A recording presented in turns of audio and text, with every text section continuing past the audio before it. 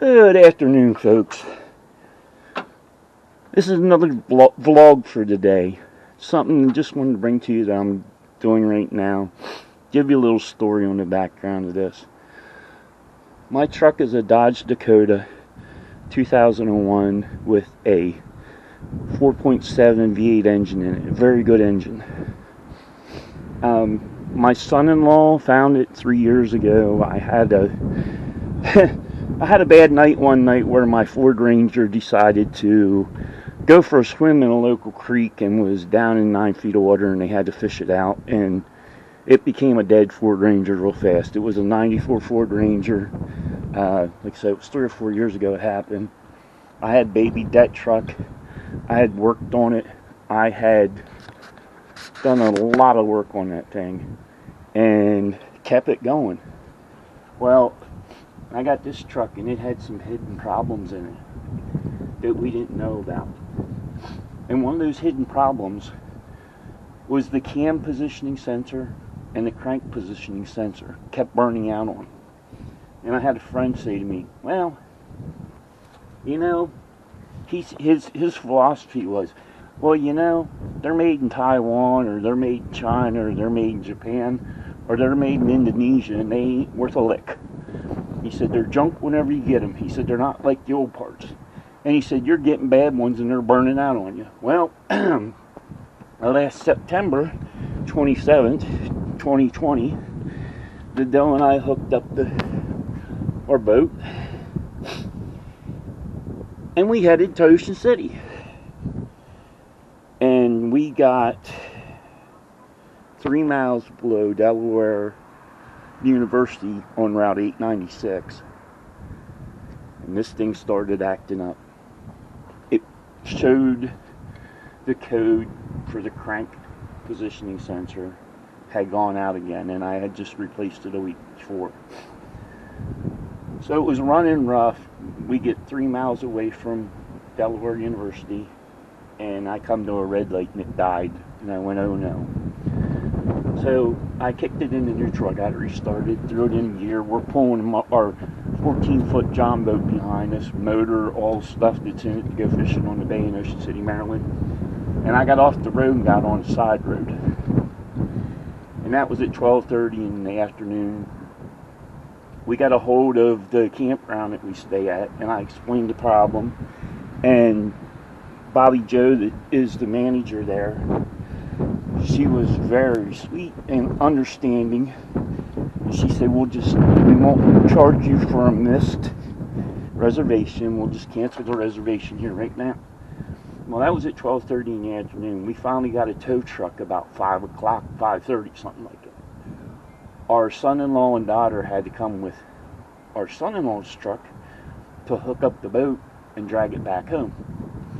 So we got back home about 7:30 Sunday evening on the 27th, and we sat down and the doe and I downloaded outside at the picnic table, watching the birds and the wildlife in the yard and just calming down from everything that happened. And I said, are we going to salvage our vacation? She said, why not? We'll take the car. Can't take the boat. So we salvaged our vacation. We wanted to do a lot of filming that week for the Doe Deer Buckaroo channel, and we weren't able to because we didn't have the boat with us. What happened, and I had a guy explain it to me, that he's a Bosnian, he came from Bosnia, he has an ear to be able to tell what a problem is in an engine. He said to me before this even happened, he said to probably about 8 months before this even happened, he listened to it, and he said, you either have a timing chain getting ready to break, or he said you have a stretched timing chain. So whenever this went, and we got it back here, I started it up, and it started up, but it was running real rough. My wife's best friend's husband is a mechanic. Doug came in, looked at it, and he said, the timing's off. He said, it's sputtering and spitting because the timing's off. So him and I got on YouTube, and we looked up a 2001 Dodge Dakota Sport, Dodge Dakota Sport with a 4.7 engine in it. and put in what was wrong with it, and we got a video. And what was happening was the sensors were not bad that I was buying. There's 3 timing chains in this, and they're right here on the front of the engine, down in. They can be gotten once I get this piece off. I can get that out from there, and I can get into it and get into those timing chains and put 3 new timing chains in it. And what I have to do is I have to put 3 timing chains in it. I had to put 2 new, I'm pretty sure it's just 2 new sprockets that I got to put in, and a slack adjuster. It comes in a kit. I found it on Amazon for $99.99. The stores, the auto parts stores around me went anywhere from $350 to $600 for this rebuild timing kit. It's a kit. So I'm in the works of getting it from off Amazon. I had to go today and get a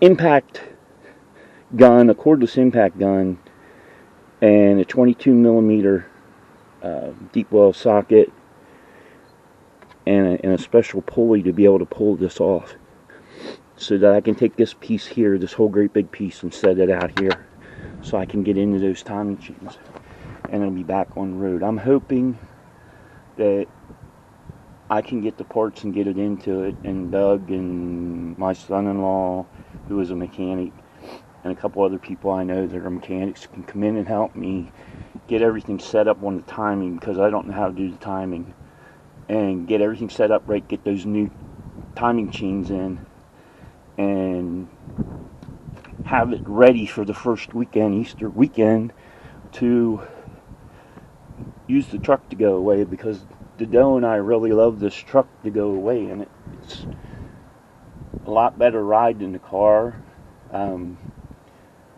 You don't feel like you're sitting on the road whenever you're driving. And when we bought it, my Ford Ranger was just in my name, and when we bought this, we put it in her name and my name, and it's a business truck. But we also use it for personal stuff. We have to separate the miles and everything. But we use it to go on vacation, because we do stuff with the business on vacation. And the boat's part of the vacation, and we do things with the boat on vacation. It's part of the business. But that's where I'm at. Just a little thing here that I'm working on. I'll show it whenever it's done. But hey, keep watch on the channel. I had that last video about the neighbor, can I borrow a cup of sugar? I'll leave this out. I'm working with a local lady who does embroidering and that. And first off, we're going to get hats made that will be for the beautiful Doe deer and myself and our son-in-law and daughter to wear if they're in videos, and some hooded jackets and some shirts. And this lady is going to set up an online store. She will be taking the orders, she'll be filling the orders, and she'll be sending them out, and we'll be putting up some merchandise for sale. If you're a hunter, I want to show you something here you might want to watch out for, and you might be interested in it.